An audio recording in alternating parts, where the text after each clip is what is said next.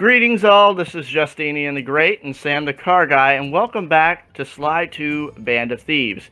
Today I wanted to show you guys that if you go back into the game after starting a new one, if you want, you can just hit start to resume the game that you were just playing, or the game file that you were just playing. Very nice feature. Very nice, yes.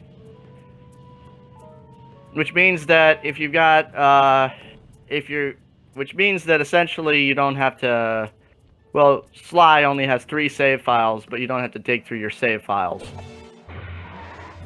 Figure out which one you're playing. Anyway, we're going to get started with episode 1 today. The Black Chateau. One of my favorite levels. It is my favorite level from Sly. This is my favorite villain. Agreed. I love this little animation they do when you go into a level. It's quite nice. Yes.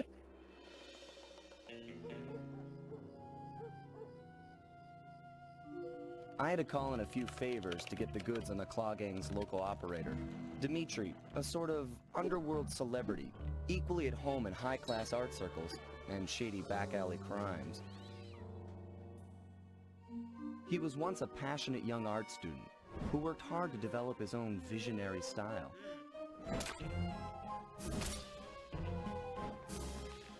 Unfortunately, the art world wasn't quite ready for his kinetic aesthetic. So he gave them what they wanted and started forging old masterpieces. His way of punishing those with bad taste. Dimitri now runs a nightclub on the west side. The thumping music, colorful light shows, and a hint of danger lure in chic young patrons from far and wide. And it's here, hidden somewhere, where we'll find the clockwork tail feathers. What Dimitri plans to do with the clockwork part is beyond me. But those plans end tonight. By Cooper and the gang in the Black Chateau.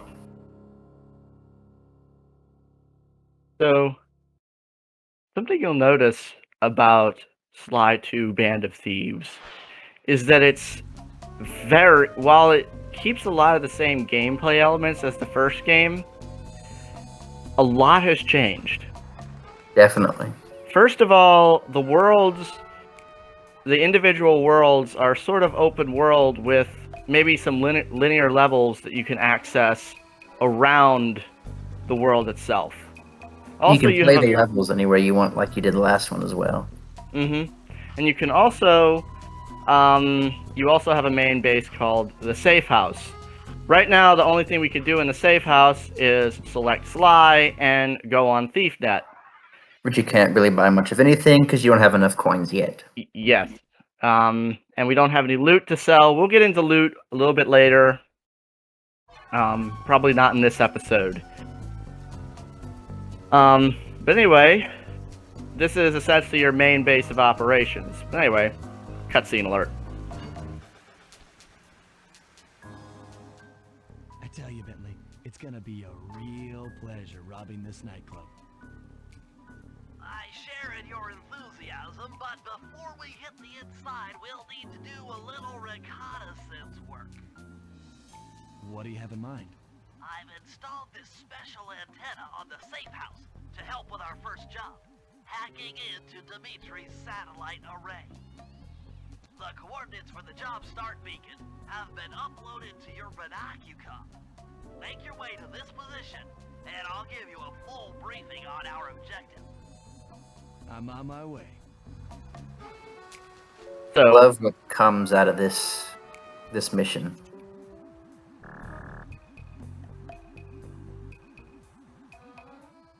Sly, actually, that's not this mission. You know, press the left analog stick.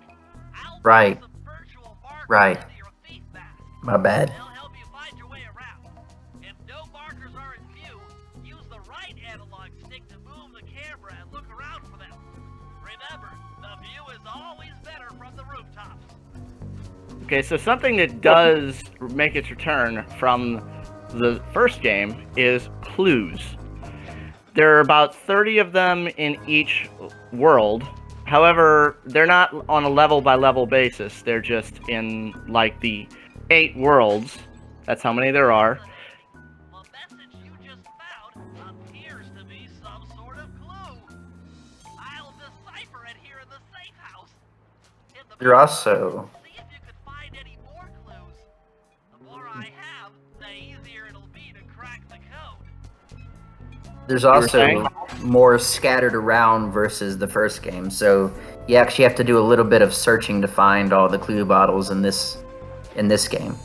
Yeah, and it gets harder to find them all as it goes along. In fact, one of the ways, if you really have a hard time finding it, what do you do? Oh, you have to turn the music volume down. And if you turn the music volume down, it really makes it where you can hear where the clue bottle is, because the nice thing is it's location dependent. So when you get close to it, it gets louder. When you're farther away, it's quieter. Yeah. So you'll see me pass up a few clues. I'm actually doing that on purpose because I had a set path in which I wanted to go on to get all the clues. Okay. Memory sake. Okay. For the sake of memory. But in this episode, we will get all of the clues, which, sadly, some of these places, it kind of hurts you for something that comes up later in the game, which we'll discuss later. As in, you might not think that you'll have any other reason to look in these areas that the clues are. But there is something else that can appear in these areas, but it doesn't appear till after a certain point in the game. Interesting. We'll get into that in the next level, Okay. or in the next episode. So as you could hear there, the clue bottle, the glass sound got louder as Justinian got closer to the clue. Yes. Now, through doing this, we can actually, through looking for all the clues, though, you can actually get a feel. I would go around getting all the clues first, because then you can get a sense of, you can get a feel for, like, the layout of the worlds. Yeah. Because the clues are throughout the entire world, but they're only going to be on kind of your outside, so you won't have to worry about clues in, like, an inside of a building or anything that you might have, kind of like they were in the first game. The clues are only in the outside of the world. And the inside areas, I would say, is where you have sometimes your more linear levels. But I will say that linear levels this time around are kept to a bare minimum, really. Yeah, you were close to getting caught by that frog.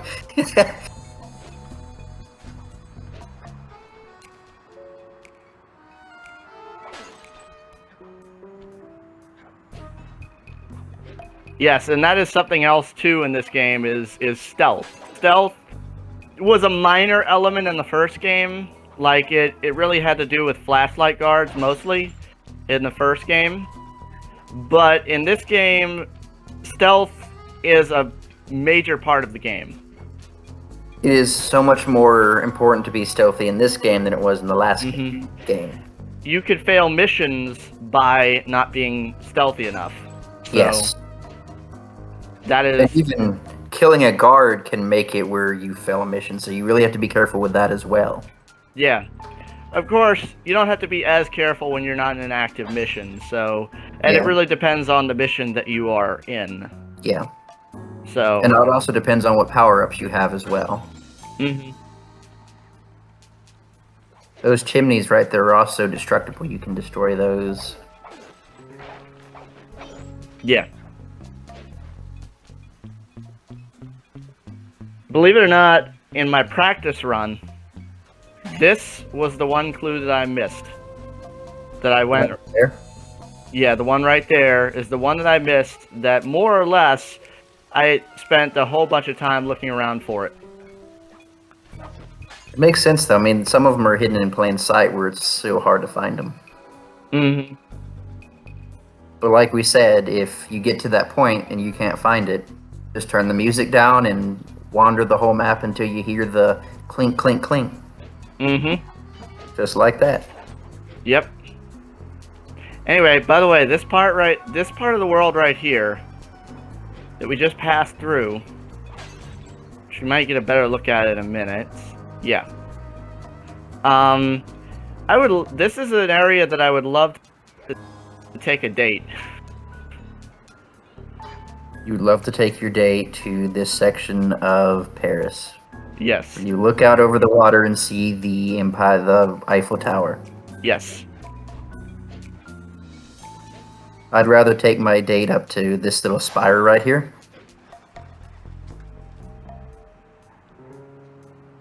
Get a better view of things.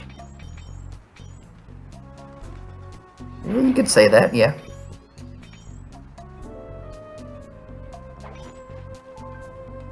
But the whole point of taking her to the spire is she gets to see your point. Why am I not surprised? This is a fun building. Yeah. I love this building because you can actually get a flashlight guard on the roof of the building. Yeah. And there are flashlight guards in the game. They don't appear till a certain point, though. Yeah, so we're not going to see those probably until the next episode or the episode after. Oh, we'll see them in this episode. Okay. I guess it is. But we still don't know where the vault is. So, by the way, something else. It's sure to be inside this place somewhere. Go ahead, So Matt. something about the vault is that it's usually in an inside area. Yeah. So like Anyway. the last one, it was outside somewhere, or I guess it was where the clues are. This one, you have to actually find where it is. Sly, I need you to hack into Dimitri's communication array so that we'll have access to his database. How am I supposed to do that? To start, you'll need to get to the top of that tower. Then reposition the satellite dish to point at my safe house antenna. If you want to climb on stuff, jump and hit the circle button to grab hold. Try climbing up that pipe. Right. Jump and press the circle button to climb pipes. I'm on it. So, something that you really couldn't do, I don't think you could actually do in the first game, is crawl, like under tables and stuff like that. And again, that's a big element of the stealth in this game. That's a big element of the stealth in this game is the ability to crawl. Hate this water tower. Is it? Yeah, so hit the circle button. Basically, everything in this game is hit the circle button. Yeah. Which Sly is gonna look around and say, "What circle button, Bentley? We had this conversation 2 years ago." First one's in position. I've uploaded the next waypoint into your lead fast imager. Remember, click the L3 button to locate your next objective. So, I should also say that the Binocucom serves many different purposes in the second game. In fact, the only real use for it in the first game is to get a better look at things and to actually and to also use the bonus content where you can see the names of the guards in the first game, whereas Hey, only one more to go. in this game it has a lot more uses. By pressing the L3 button to find the last ditch waypoint. Remember, the view is always better from a rooftop.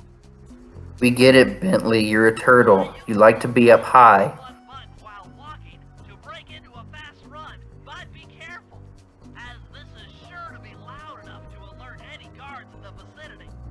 Yeah, hold R1 to run. We get it, Bentley. You're a little late to the party, Bentley. We've been running around climbing on things for like the past 10 minutes. Yep. You damn turtle. Truly is a turtle in this respect because he's really slow.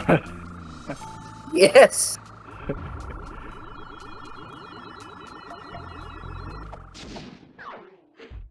But damn, is that turtle good at what he does. Oh, yeah. Nice work, Sly. I'm downloading from Dimitri's mainframe as we speak. All in a night's work. So, where do we go from here? Your next job is to break into the nightclub and take some reconnaissance photos of the clockwork tail feathers. To get inside, you'll have to sneak through an old wine cellar beneath town. Okay, I'll head out for the cellar. Going back to your date spot. Oh, yeah. You get to go back through that area, and right next to it is the entry to the wine cellar. So, I like how it's always breaking and entering. I want to break in or enter, or break or enter. Breaking or entering, one or the other. What about entering and breaking? Yes. Good to see you, little buddy. I guess the way through the wine cellar is guarded by those rats. Bentley thought you might like some help clearing them out. Sounds like fun. You and me, back to back? Totally. Outnumbered, fighting impossible odds. It's perfect.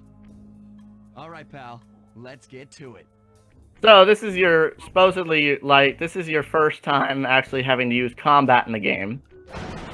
Also, another time that you get to see the use of multiple characters at once. Mm. Now you can actually have a charged attack, but it's not quite as useful as you'd want it to be. It's 100% useless. Sly, Mhm. let me lower those bars for you. There you go.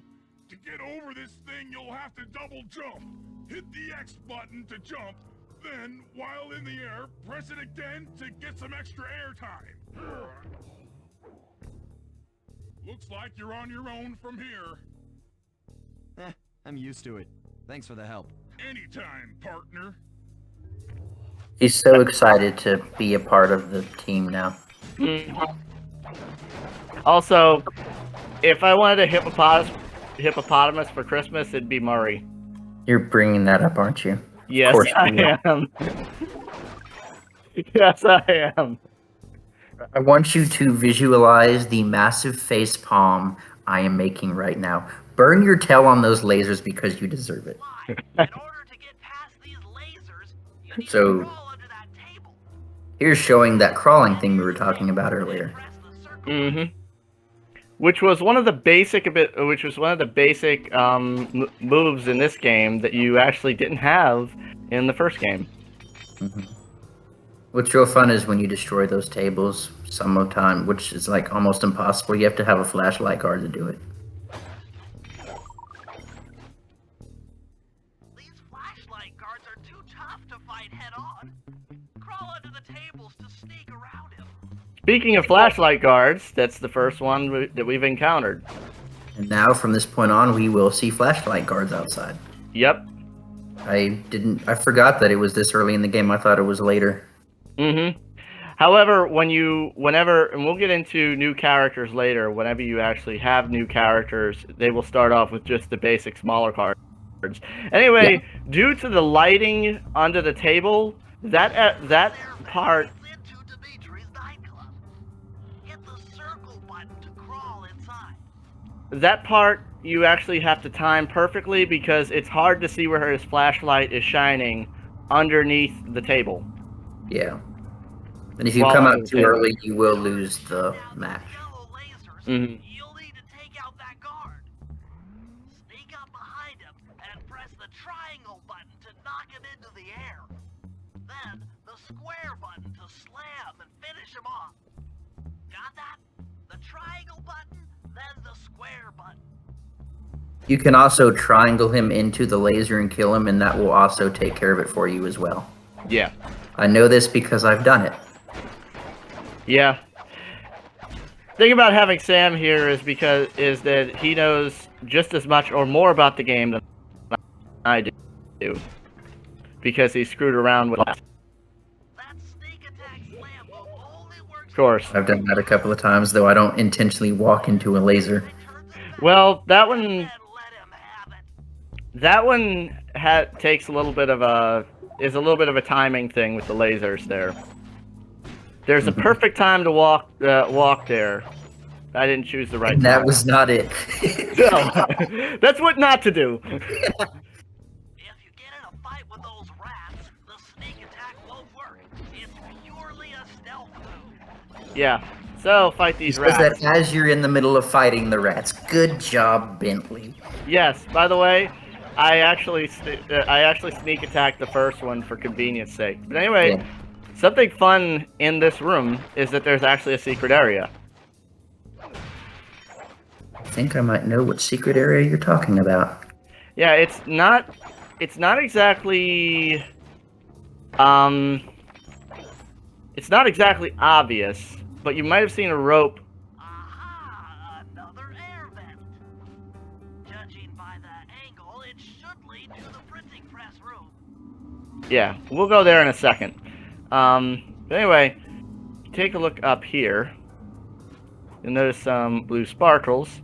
So you can sneak back here. See, every raccoon before going into battle does cocaine, and that's why they see blue sparkles. Mm-hmm. Public service announcements: do not do cocaine. So, yeah. This is the secret area, and you can also open up this door right up here. I would like to give a shout out to Evil Dead Fan 102 for showing this area off to me, because I did not even know that this area existed. You didn't know this area existed? Well, you know, that upper area. You didn't know that existed? No. I didn't know you That's could actually get up there. That honestly surprises me. I did not even know that you could get up there. I think there's another side to it. Yes, there is, and I'm showing that off in just a second. It's not as extensive on the other side, but you can get up on this. Can get up here as well.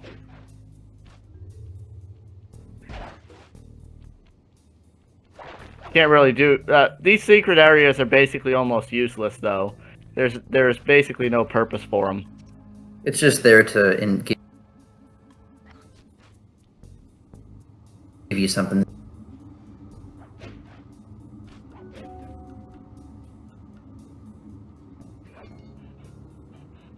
And that's why we could sell for loot, you know, it's something that you could sell for money up in these areas, you know. The problem with, I guess that would, because you can come back to these areas. Yeah, that would have worked. They should have done that. Yeah. If they bothered to put in secret areas, they might as well have, you know, done that. But that's a minor gripe in an otherwise almost perfect game. It could be maybe they just ran out of time in the production of the game that they couldn't get to it. Mm-hmm. I loved listening to Dimitri speak. Jackpot! The heart of Dimitri's operation. Head for those windows and take some reconnaissance photos.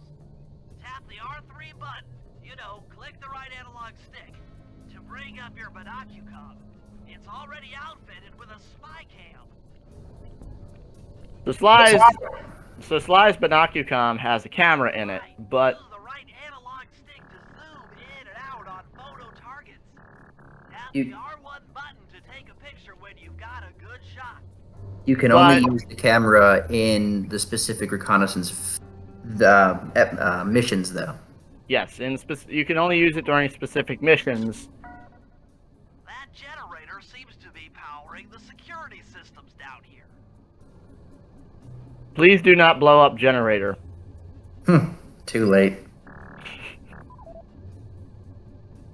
Something to note that this does make a view in Sly 3 as well, which is kind of nice. I always liked the camera. Using the clockwork tail feathers as printing plates. Given their rare alloy, they'll never wear out.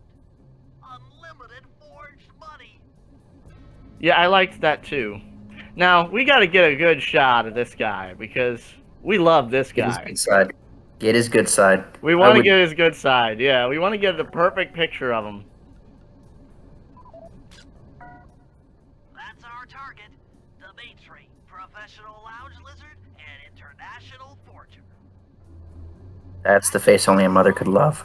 Head back to the safe house and we'll cook up a plan of attack.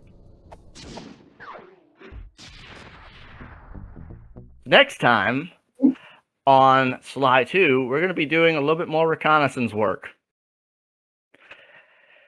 See you guys then. This is Justinian the Great, Sam the Car Guy, signing off. Stay safe out there. Stay safe out there and have a good one. Juice. You got the juice. Show me the money.